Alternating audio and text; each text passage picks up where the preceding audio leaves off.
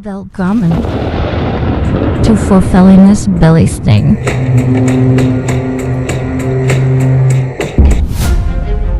A show dedicated to aligning a journey to a better mental health using the understandings of the ancient Norse. Join us each weekday morning at 7 a.m. Alaska time.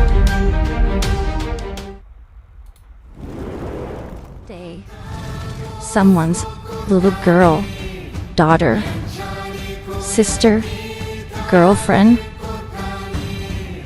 fiance, wife, cousin, mother, auntie, grandmother, great grandmother, elder, disappears, shattering, a family, a community, the world.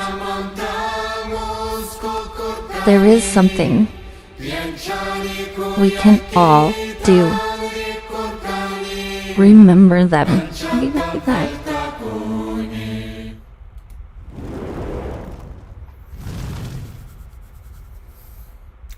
God Morgan, and happy Tears Day to you. Today we celebrate the Norse god Tyr. What does he bring to our lives? What role model was he? Of course, we're talking about courage. What is courage? How do we get courage? How do we use our courage? All of these are great questions that I want to talk about today to make, hopefully, to help you to obtain or maintain a better mental space. Before we get started today, as always, I want to say talk to all of you who have liked, followed, and subscribed us on any of the platforms that this show is available on, whether it be the audio platforms or the video platforms. We are deeply appreciative. If you haven't had a chance, please like, follow, subscribe us on any one of these channels so that we can get our message out even further to those who may need to hear it. As always, I want to give a huge shout out to my friends and family at New Reality TV. newrealitytv.com is a brand new streaming channel dedicated to spiritual perspectives that can help you obtain or maintain that mental space. A beautiful collection of different perspectives of our spiritual journey. Offers us the freedom of finding things that resonate within each of us to help us obtain or maintain that mental space. So do please feel free, check them out. You can view them anytime online, 24/7 at newrealitytv.com. So check them out. For those of you who may have a few extra coins jingling in your pocket and want to put them to good use, by all means, stop by our tip jar. You can reach that at akoutlaw.live or pay.akoutlaw.com, and either of those places you are welcome to donate, and I deeply appreciate any donations we receive, as it helps to the costs on producing the electronic messages, our weekend productions, and certainly the travel around the globe to visit with many different individuals. So thank you in advance for anything that you can offer. If you want to see more about me, my message, my teachings, my shows, everything about me, you're welcome to visit my website, norsewhispers.com. There you can also find the /coaching, where you can actually we can start a dialogue and hopefully help you to find that better mental space if that's what you're looking for. So today we're talking about the Norse god Tyr. Now, how does Tyr apply, representing or recognizing the Norse god Tyr? How does that fit into our everyday life? Well, Tyr comes from a very long history. He was actually first really recognized and looked at during the time of the Germanic tribes, before they would migrate north to become what we know to be the Norse of fame and fortune, right? So the Germanic tribes recognized many different gods. Particularly, we see a migration of the Celts coming from the south, east, and then north, coming through what was Germania, then defined by the Romans. Caesar and Tacticus, of course, made many different references to the tribes of Germania. My ancestral, my personal ancestral, is part of this tribe migration north through Germania, in across the Elbe River into what is today the Jutland of Denmark, where they would migrate all the way north to kind of settle along the northern shores before we get to the North Sea. So many generations then of my ancestry would be born there in a town called Bjergby. Bjergby is located about from the corner, about 7-8 kilometers either way to the shore. They would carry this name for sure, as my great-grandfather, with whom I have established many psychic connections with, was named after. He is Tyrion, which is, of course, named after the Norse god Tyr. Tyr represents courage. And according to the legends of the Norse, Tyr would be the god who would put his hand, be willing to put his hand in the mouth of Fenrir, that Fenrir may be chained with the chains of forged by the dwarves. That he wouldn't destroy everything, because that's what Fenrir did. He was a giant wolf, and he destroyed kind of everything. And so the gods felt that they needed to kind of corral him a little bit, and so they decided to chain him. And that's what they did. And of course, the first couple attempts didn't bode so well, and he would have broken the chains. And then, of course, the dwarves sat down, really got busy, and developed a chain that could hold him. And in trade, Fenrir would then request that one of the gods that were present for this meeting would be willing to put his hand in his mouth, that he would then accept the chain. Now, Tyr wasn't dumb by any means. He wasn't foolhardy. He was a god of justice and law. So he recognized that there was an equality necessary in Fenrir's mind that was necessary to accept this latest test. Now, of course, Fenrir was convinced that he was going to break the chains anyway, but Tyr agreed, and Tyr would put his hand in the mouth of Fenrir, that allowing Fenrir to then be chained with this new chain developed by the dwarves. Fenrir would indeed bite his hand off. It's just Fenrir. He was like that, right? He was a destructive force of nature. He is the same destructive force that we see in our lives every day. Our lives are not 24/7, 365 for the entirety of bliss. We have challenges, we have obstacles, we have things that may upset us, may hurt us, may challenge our emotional states, and we're going to experience those throughout our lifetime. Fenrir represents that in the Norse legend. Now, of course, he was almost pure chaos. That's what he was. And so Fenrir represents the chaos that will come into our lives. Now, in our case, we are going to have to exhibit this expression of courage to solve this problem, to chain our Fenrirs, right? What is fear? Many people say, well, what is courage, rather? Is it the absence of fear? No, it's not. Courage is the acknowledgement of fear and the ability to move forward. In many of our shows this morning, we talk about the sheath of truth. Now, this is a phrase that my grandparents have used to explain how we process things. We process every experience that we have through this sheath of truth. This sheath of truth kind of represents, or I would like to call it, your bandwidth, how much you can do, how much you can absorb, how much we can take before breaking. And so the sheath of truth processes our emotional energies that we create for every experience that we have. So if we witness something horrifying, our process then creates a biochemistry, which then comes back to our brain and is processed through the sheath of truth.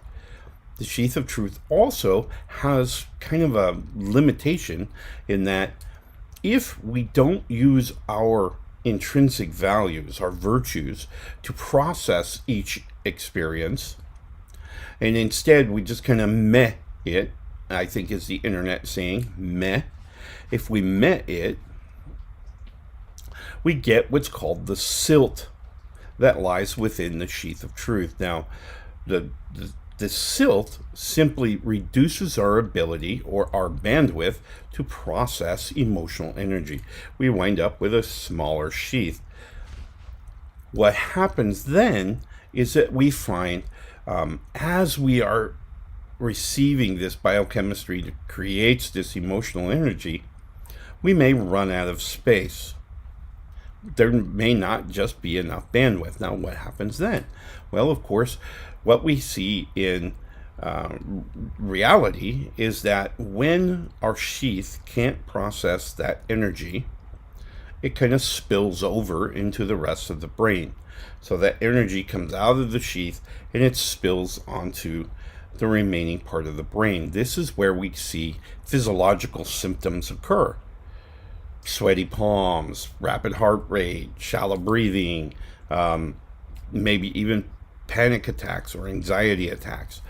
This is where that's occurring, is because our brain is trying to process too much emotional energy through this thing called, my ancestors call, the sheath of truth. We wind up essentially out of space in the sheath of truth. Now, in the sheath of truth, there's also this space for cognitive space. It's a little gap at the head space. And what that is used for is that as we're accepting this psychological trauma, whatever it be, whether it be imagined or whether it be experienced through our sensory input, and we're able to use that cognitive space then to chunk it down, to break things down, and so that it doesn't overwhelm us. We can think our way through the event. If that sheath is now restricted to such a point where this emotional energy covers up all of that cognitive space, we have a very hard time thinking our way through it. Many times we'll get emotionally distraught for something. Some reason in our lives there'll be a thing that occurs, and this sadness, this depression is overwhelming. We can't think about how to break it down. We can't think about how to think about it. We maybe totally have the inability to feel, to understand our feelings. We may be just totally overwhelmed, right? This is what happens. This is how you can recognize when you've overcome your cognitive space. You just can't think about it. So things like blind rage, that would fit into this, is that we have too much energy for our sheath of truth. We can't process it. We can't break it down. And so now we struggle with having to slow the roll, right? So we're having to put our brakes on. This is a very frequent experience that some will have. Now, some people have a larger sheath than others, right? So we find some people who may have more silt in the bottom and therefore are restricting more and more that sheath. Now, The good news is that we possess the abilities to manage that. We can control how much silt there is, how much headspace there is, how much emotional energy there is. We can control the whole process. Now, we're going to take a quick break, and when we come back, I want to talk to you, if you wouldn't mind, about how you can control your spaces there within that sheath of truth, control that bandwidth, and actual hard steps that you can use in your everyday life to manage that space, so where you can think your way through it. Whatever challenges may come, we'll have some tricks and tips that we can use every day to make sure that we maintain our cognitive space, right? Because it's so critical in our everyday lives. So we're going to take a real quick break. When we come back, we'll step through that process. All right? We'll be right back. In the air. The time is now. We're all waking up. We're waking up. We're all waking up. It's all shifting. New vibrations. It's you. It's you. It's me. It's all of us. Together. A new time. A new day. A new energy. A new energy. New reality. Awaken with us. Awaken with us. Awaken with us. newrealitytv.com.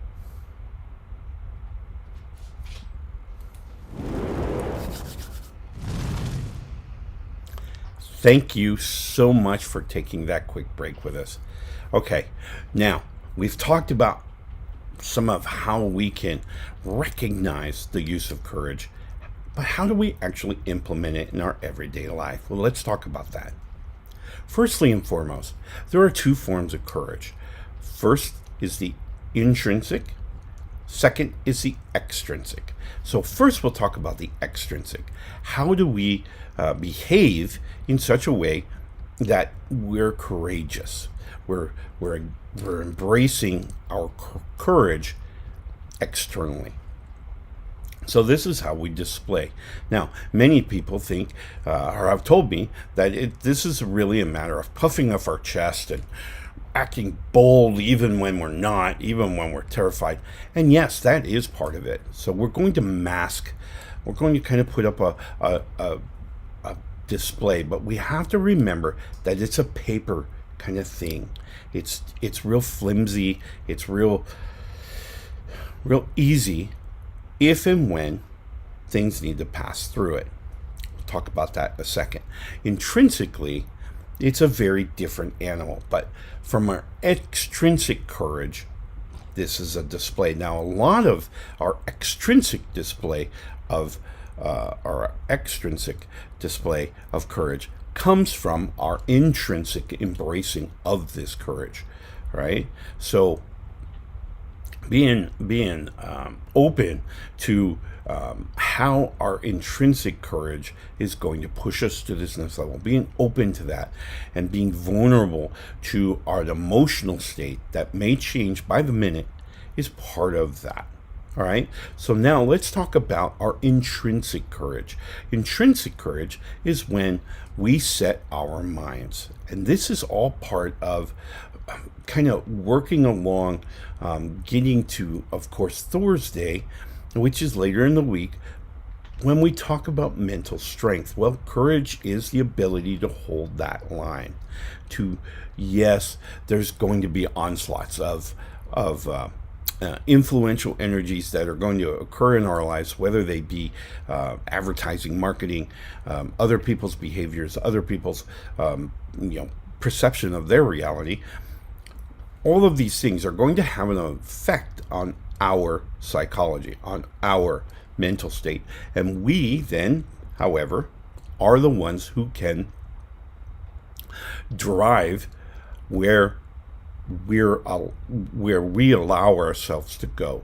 Okay, as an example, if we're surrounded by people who are maybe producing a lot of toxicity, negative energies, they're just really having the courage to walk away, to step away, to not be a part of that, to not subscribe to it.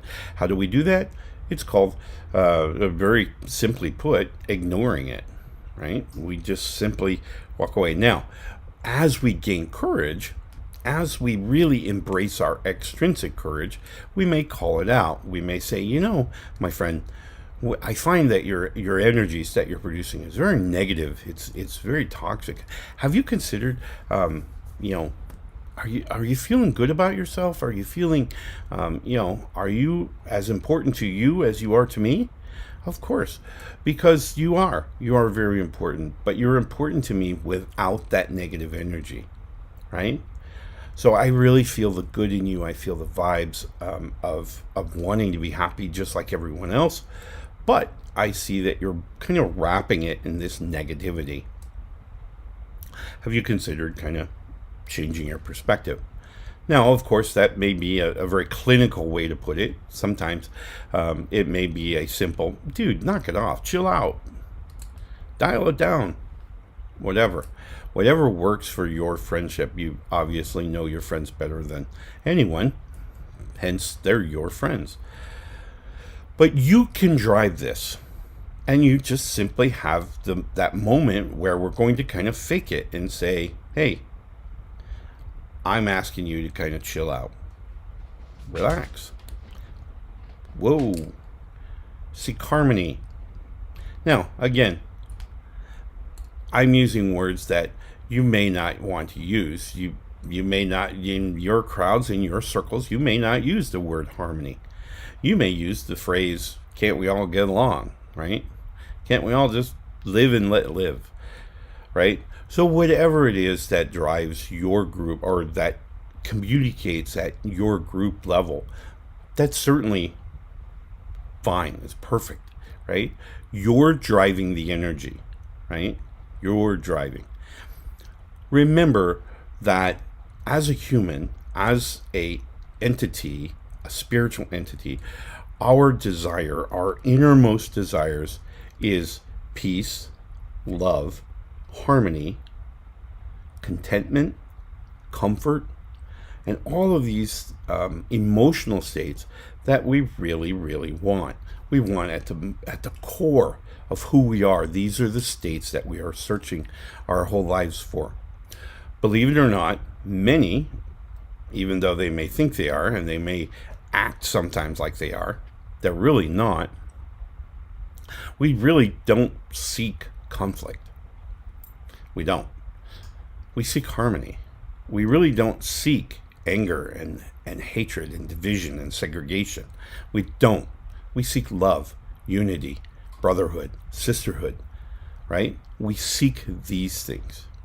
We seek love at our core. And that's a wonderful, wonderful thing.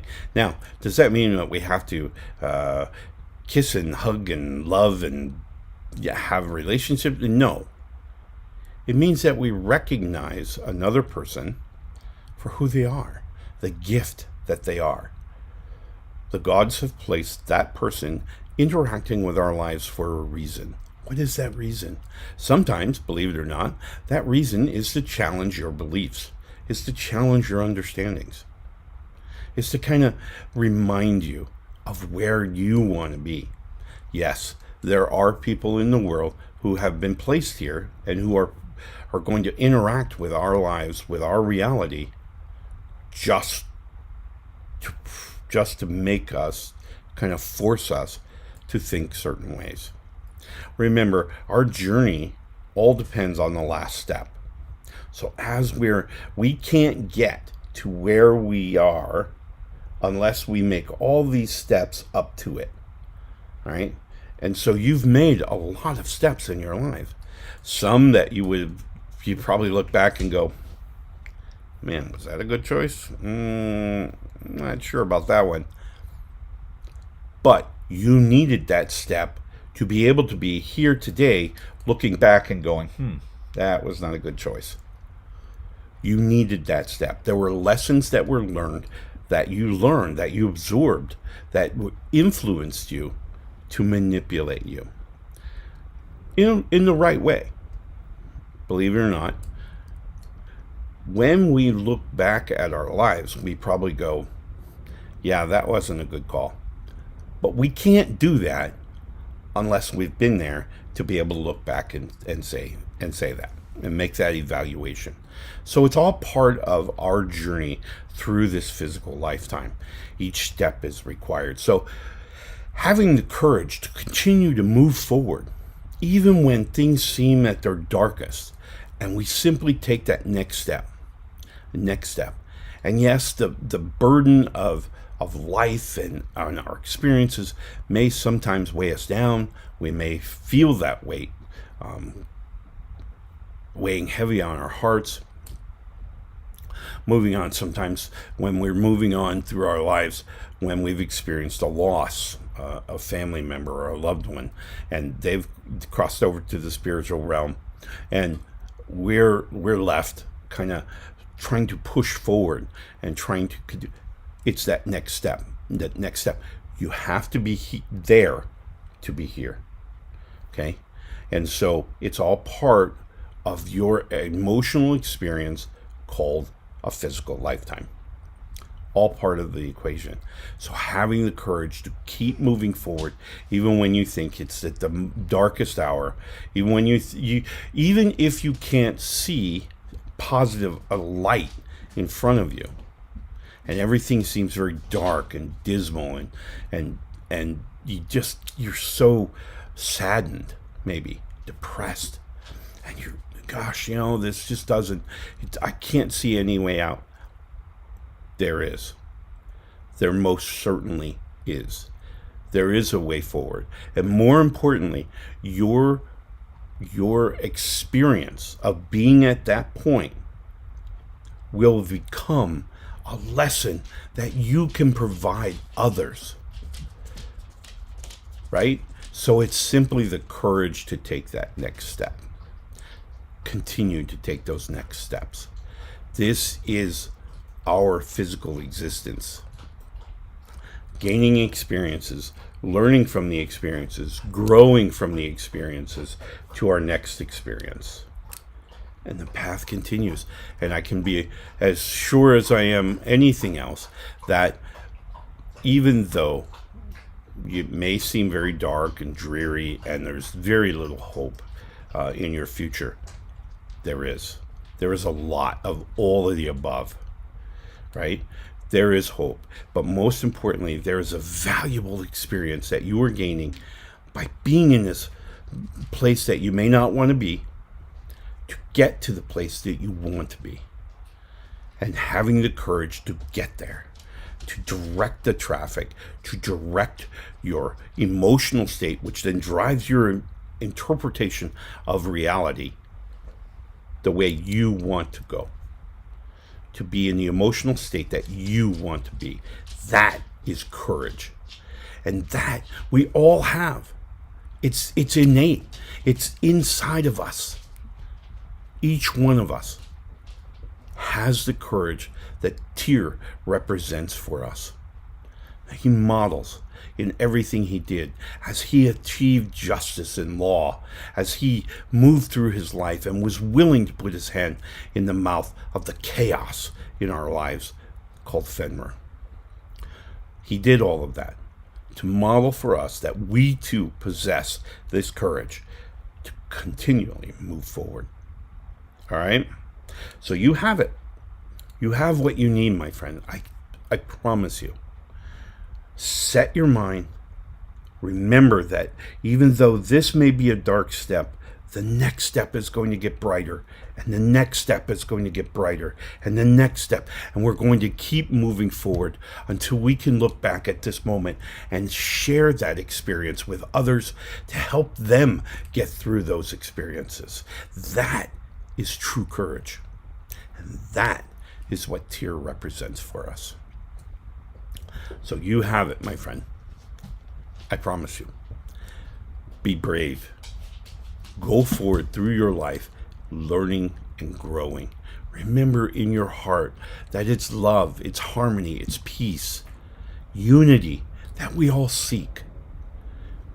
And you too will arrive at the place you want to be. All right?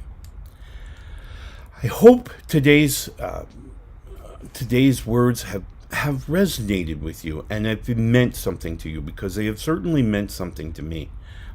There is a passion I have for helping anyone to understand that although it may seem dark at the moment, it will get brighter. And not only will it get brighter, it'll become more comfortable and it'll become understood, and we'll be able to get our minds wrapped around this emotional energy that's being created within our lives and be able to grow and evolve into whom we are supposed to be. All right? So, again, as always, if you want to open a dialogue, you want to begin conversation about maybe helping you to find your courage or your emotional processing moving forward, by all means, check out my website, norsewhispers.com/coaching. And there we can set up a dialogue. We can set up some communication and hopefully help you find that path forward. All right? In the meantime, I wish you the very best Tears Day. I look forward to seeing you tomorrow, where we'll embrace the wisdom of Odin, because Odin, the All-Father, gives us wisdom in every experience that we have.